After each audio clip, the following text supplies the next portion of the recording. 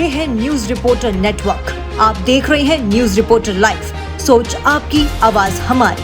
नमस्कार, आप देख रहे हैं न्यूज रिपोर्टर नेटवर्क और मैं हूं आपके साथ नूतन। आइए शुरू करते हैं खबरों का सिलसिला, लेकिन सबसे पहले नजर डालते हैं सुर्खियों पर। हेमकुंड साहिब की यात्रा 20 मई से शुरू। आज मुख्यमंत्री धामी ने ऋषिकेश से पहले जत्थे को किया रवाना। मुख्यमंत्री पुष्कर सिंह धामी ने ऋषिकेश में 4 धाम यात्रियों के लिए 22 करोड़ 25 लाख रुपए की योजनाओं का किया लोकार्पण।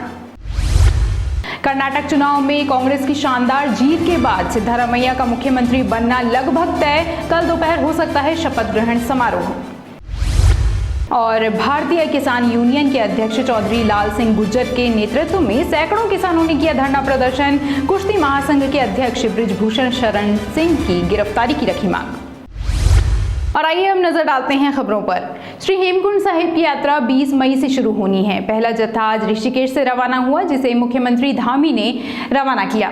यात्रा मार्ग के मुख्य पड़ाव बुड़ंद और घाघरिया में एसडीआरएफ के जवानों को तैनात किया गया है। हेमकुंड साहिब जाने के पैदल मार्ग पर अत्यधिक बर्फबारी थी, जिसके बाद सेना ने बर्फ हटाकर फिलहाल श्रद्धालुओं के लिए रास्ता बना दिया है। इस साल अत्यधिक बर्फ के कारण हेमकुंड साहिब की यात्रा के लिए छोटे बच्चों, बीमार लोगों और 60 वर्ष से अधिक उम्र के बुजुर्गों को तीर्थ यात्रा पर जाने से रोक लगा दी गई है। इतना ही नहीं, अधिकारी इस साल हेमकुंड साहिब में तीर्थयात्रियों की संख्या को भी सीमित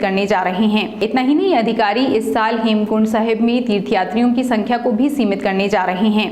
तीर्थ यात्रा के लिए जिला प्रशासन भी तैयारी कर चुका है। यात्रियों के लिए बिजली, स्वच्छ पानी, शौचालय, अपशिष्ट प्रबंधन और स्वास्थ्य सुविधाओं जैसी बुनियादी सुविधाओं की व्यवस्था की जा रही है। तीर्थयात्रियों की सहायता के लिए उचित पार्किंग सुविधाएं, सड़कें, सड़क के किनारे आश्रय और संकेत भी होंगे। आपको बता दें कि हेमकुंड साहिब की तीर्थ यात्रा काफी चुनौतीपूर्ण होती है। मुख्य गुरुद्वारा स्थल पर पहुंचने के लिए यात्रियों को लगभग 13 किलोमीटर की पैदल दूरी तय करनी होती है। मुख्यमंत्री पुष्कर सिंह धामी ने आज ऋषिकेश में लगभग 22 करोड़ 25 लाख रुपए की लागत से 4 धाम यात्रियों के लिए बने रजिस्ट्रेशन ऑफिस का ट्रांजिट कैंप का लोकार्पण किया। इस अवसर पर उन्होंने ऋषिकेश क्षेत्र में लगभग 4 करोड़ 71 लाख रुपए से निर्मित आस्था पथ के ऊपर सीसी मार्ग के निर्माण कार्य का भी लोकार्पण किया। मुख्यमंत्री धामी ने इस अवसर पर 4 धाम यात्रियों की सुविधा के लिए किए जा रहे सभी कार्यों का निरीक्षण भी किया। इस अवसर पर उन्होंने ट्रांजिट कैंप में चिकित्सालय, पंजीकरण कार्यालय, पूछताछ और सहायता केंद्र का अवलोकन भी किया और वहां की सभी व्यवस्थाओं का जायजा लिया। निरीक्षण के दौरान मुख्यमंत्री ने अधिकारियों को निर्देश दिए कि यात्रियों की सुविधा के दृष्टिगत सभी व्यवस्थाएं अच्छी रखी जाएं और यात्रियों के साथ शालीनता पूर्वक व्यवहार किया जाए। मुख्यमंत्री ने इस अवसर पर विभिन्न राज्यों से 4 धाम यात्रा के लिए आ रहे श्रद्धालुओं से भी बातचीत की और उन्हें सफल यात्रा के लिए शुभकामनाएं दी। आज यहाँ से प्रारंभ हो रहा है। आज से यात्रा एक तरह से शुरू हो रही है। मैं सभी को बहुत बधाई देता हूँ, शुभकामनाएं देता हूँ। देश विदेश से आने वाले सभी श्रद्धालुओं का पूरी तरह से उनकी यात्रा अच्छी हो, उनकी यात्रा बिना कष्ट के हो, बिना किसी परेशानी के हो, बिना किसी बाधा के हो। उसके लिए उत्तराखंड की सरकार इस गुरु घर के आज पवित्र प्रांगण से हम ये कह सकते हैं कि हम पूरी तरह से तैयार हैं। आदरणीय प्रधानमंत्री जी का मैं धन्यवाद करना चाहता हूं कि उन्होंने जहां हमारे बद्रीनाथ धाम, केदारनाथ धाम का पुनर्निर्माण का काम, मास्टर प्लान का काम उनके नेतृत्व में प्रारंभ हुआ है और इस साल के अंत तक वो काम पूरा हो जाएगा। कर्नाटक चुनाव में कांग्रेस की शानदार जीत के बाद मुख्यमंत्री के नाम को लेकर पार्टी में असमंजस की स्थिति थी। कांग्रेस ने 135 सीटों के साथ बम्पर जीत हासिल की है। इसके बाद मुख्यमंत्री पद की दावेदारी के लिए पूर्व मुख्यमंत्री सिद्धारमैया और प्रदेश अध्यक्ष डीके शिवकुमार का नाम मुख्य तौर पर सुर्खियों में है। सूत्रों की माने तो सिद्धारमैया का नाम सीएम पद के लिए लगभग तय हो चुका है और कल दोपहर को सीएम पद की शपथ भी ली जा सकती है। इस बीच आपको बता दें कि कांग्रेस प्रदेश अध्यक्ष डीके शिवकुमार दिल्ली दौरे पर हैं और वो नाराज भी बताए जा रहे हैं। वहीं कांग्रेस के वरिष्ठ नेता मथुरा दत्त जोशी ने कहा कि कांग्रेस पार्टी में सब सही है और जो भी फैसला आलाकमान लेगा वो सबको स्वीकार होगा। कर्नाटक में पार्टी के अंदर कोई अंतर्कलह नहीं है। दावेदारी करना लोकतंत्र में सबका अधिकार है। दोनों महत्वपूर्ण नेता हैं। पूर्व मुख्यमंत्री रहे हैं सिद्धारमैया और डीके शिवकुमार लगातार 3 साल से वहाँ पार्टी को मजबूत कर रहे थे, पार्टी के लिए संघर्ष कर रहे थे। उन दोनों के संघर्ष के बलबूते पर कार्यकर्ताओं की मेहनत से कर्नाटक में सरकार बन रही है और दोनों मिलके काम करेंगे, कांग्रेस पार्टी को मजबूत करेंगे और जो निर्णय पार्टी हाईकमान का होगा वो सबको मान्य होगा। साथ ही उन्होंने बागेश्वर उपचुनाव को लेकर कहा कि पार्टी ने रणनीति तैयार कर ली है। महेंद्र सिंह लूंठी को बागेश्वर उपचुनाव के लिए प्रभारी नियुक्त किया गया है। बागेश्वर उपचुनाव के लिए कांग्रेस पार्टी बिल्कुल तैयार है। हमने प्रभारियों की नियुक्ति वहां पर कर दी है। हम बूथ स्तर पर पार्टी को मजबूत कर रहे हैं।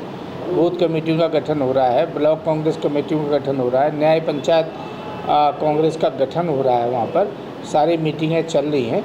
हम कभी भी चुनाव की घोषणा सरकार करे, हम उसके लिए तैयार हैं और भारतीय जनता पार्टी को बागेश्वर में हम शिकस्त देंगे। दिल्ली के जंतर मंतर में भारतीय पहलवानों द्वारा कई दिनों से धरना दिया जा रहा है। महिला पहलवान बीजेपी सांसद और कुश्ती महासंघ के अध्यक्ष बृजभूषण शरण सिंह के खिलाफ यौन शोषण के मामले को लेकर धरना प्रदर्शन कर रहे हैं और बीजेपी सांसद की गिरफ्तारी की मांग कर रहे हैं। इसे लेकर कई संगठनों और विपक्ष का साथ पहलवानों को मिल रहा है। वहीं देहरादून में भारतीय किसान यूनियन के अध्यक्ष चौधरी लाल सिंह गुर्जर के नेतृत्व में सैकड़ों किसानों ने धरना प्रदर्शन किया। चौधरी लाल सिंह ने कहा कि बीजेपी अपने सांसद को बचा रही है। जब तक बृजभूषण शरण सिंह को जेल नहीं हो जाती तब तक वे लोग इस तरह के प्रदर्शन लगातार करते रहेंगे। केंद्र सरकार की दोहरी नीति के कारण केंद्र सरकार की स्थिति आज की डेट में बद से बदतर है। पिछले 25 दिन से देश की बेटियां दिल्ली के जंतर मंतर पर धरने पर बैठी हैं। बीजेपी का सांसद दुराचारी है। उसे न सांसद से उसकी सदस्यता खत्म करी गई, ना ही उसकी गिरफ्तारी हुई। ये देश का दुर्भाग्य है। जब तक उसकी गिरफ्तारी नहीं होगी हमारा संगठन हर रोज ये इस तरह के प्रोग्राम करता रहेगा। कैबिनेट मंत्री चंदन रामदास के निधन के बाद रिक्त हुई बागेश्वर विधानसभा सीट पर उपचुनाव होना है, जिसे लेकर चुनाव आयोग जल्द ही नोटिफिकेशन जारी करेगा। इस चुनाव में ऐतिहासिक जीत दर्ज करने के उद्देश्य से भारतीय जनता पार्टी ने अभी से तैयारियां तेज कर दी हैं। इस संबंध में भारतीय जनता पार्टी के प्रदेश प्रवक्ता सुरेश जोशी ने मीडिया से बातचीत में कहा कि अगले 6 महीनों में ही उपचुनाव होना है। उन्होंने कहा कि जिस तरह से बागेश्वर विधानसभा में विकास करने वाले स्वर्गीय चंदन रामदास ने मेहनत की थी, उसका प्रतिफल पार्टी को जरूर मिलेगा। उन्होंने कहा कि जैसे ही चुनाव आयोग तिथियां घोषित करेगा, भाजपा भी प्रत्याशी का नाम घोषित कर देगी। इसलिए तैयारी पूरी है। जहाँ तक प्रत्याशी का प्रश्न है, ये संगठन के लोग बैठ करके इसको तय करेंगे। भारतीय जनता पार्टी का पार्लियामेंट्री बोर्ड प्रत्याशी तय करेगा, लेकिन जिसको भी वहाँ पर लड़ाया जाएगा, मैं इतना कह सकता हूँ कि बहुत बड़े बहुमत से वहां पर भारतीय जनता पार्टी चुनाव जीतेगी। आम आदमी पार्टी के नवनियुक्त प्रदेश प्रभारी बरिंदर कुमार गोयल और सह प्रभारी रोहित मेहरोलिया आज प्रदेश मुख्यालय पहुंचे, जहां पार्टी कार्यकर्ताओं ने उनका स्वागत किया। पत्रकारों से बातचीत में प्रदेश प्रभारी ने पार्टी की देश भर में सफलताओं के विषय में बताया। साथ ही आम आदमी पार्टी के आगामी निकाय चुनाव की योजना पर भी उन्होंने बात की।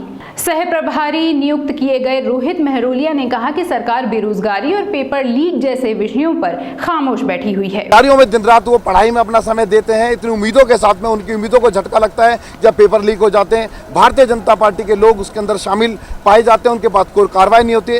बात करें दलितों की, वंचितों की, अल्पसंख्यकों की, उनके साथ में सौतेला व्यवहार होता है। उनको समय पर मुआवजा, उनको वजीफे नहीं मिल रहे हैं लड़कों को, लड़कियों को। तो आज पूरी तरीके से भारतीय जनता पार्टी के अंदर जितने भी लोग बैठे हैं, जो देवभूमि है कि जो हमारा आस्था का केंद्र है पूरे देश के अंदर, ना केवल पूरे दुनिया के अंदर, लोग देश विदेश से यहाँ पर आते हैं।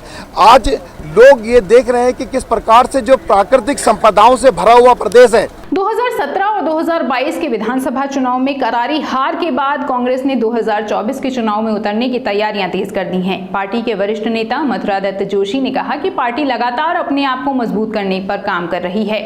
वहीं पूर्व मुख्यमंत्री हरीश रावत के ट्वीट पर मथुरा दत्त जोशी ने कहा कि हरीश रावत ने कांग्रेस से जुड़िए यात्रा निकालने की बात कही है। निश्चित तौर पर ये स्वागत योग्य कदम है, क्योंकि हरीश रावत पार्टी के वरिष्ठतम नेताओं में से एक हैं। कांग्रेस का पूरा प्रयास होगा कि इस यात्रा में ज्यादा से ज्यादा संख्या में लोग कांग्रेस के साथ जुड़े।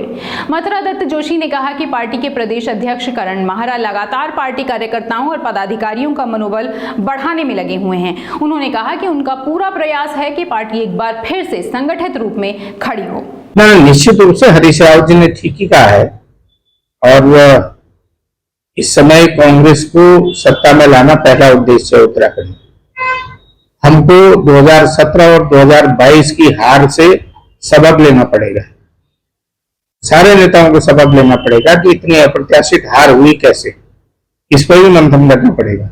और हरीश रावत जी पार्टी के वरिष्ठतम नेता हैं, अगर उन्होंने कोई बात कही है, कोई बात लिखा है, तो निश्चित रूप से उसमें विचार होना चाहिए और विचारणीय भी है। ये बड़ी बात है हमारे लिए कि हम चुनाव हार गए और कैसे हार गए ये पता नहीं चलता है। कैबिनेट मंत्री गणेश जोशी आज मसूरी पहुंचे, जहां भाजपा मसूरी मंडल मसूरी होटल एसोसिएशन द्वारा यमुना मसूरी पेयजल पंपिंग योजना की सफल ट्रायल पर आयोजित धन्यवाद कार्यक्रम में उन्होंने प्रतिभाग किया। मसूरी पहुंचने पर कैबिनेट मंत्री गणेश जोशी का भाजपा कार्यकर्ताओं के साथ मसूरी व्यापार मंडल होटल एसोसिएशन भाजपा महिला मोर्चा द्वारा गांधी चौक पर ढोल नगाड़ों और आतिशबाजी के साथ स्वागत किया गया। देखिए, सबसे पहले तो मसूरी की मैं महान जनता का आभार व्यक्त करता हूँ कि उन्होंने मुझे लगातार सेवा करने का मौका दिया। अगर मैं यहाँ का विधायक नहीं होता, मंत्री नहीं होता, तो क्या मैं इस काम को कर पाता। इसका अगर पूरा श्रेय जाता है तो मसूरी की जनता को जाता है कि जिन्होंने मुझे इस लायक बनाया। इसका श्रेय जाता है तो राज्यसभा के सांसद अनिल बलूनी जी को जाता है, जिन्होंने मेरे एक बार सिर्फ अनुरोध पर, जब वो यहाँ पर आए थे 2018 में राज्यसभा के सांसद बनने के बाद, उन्होंने मेरे अनुरोध को स्वीकारा और 2019 के चुनाव केंद्र के होने से पहले उसका जियो कराकर मुझे दिया। तो इसी के साथ समाचारों का ये अंक यहीं संपन्न होता है। आप देखते रहिए न्यूज रिपोर्टर नेटवर्क।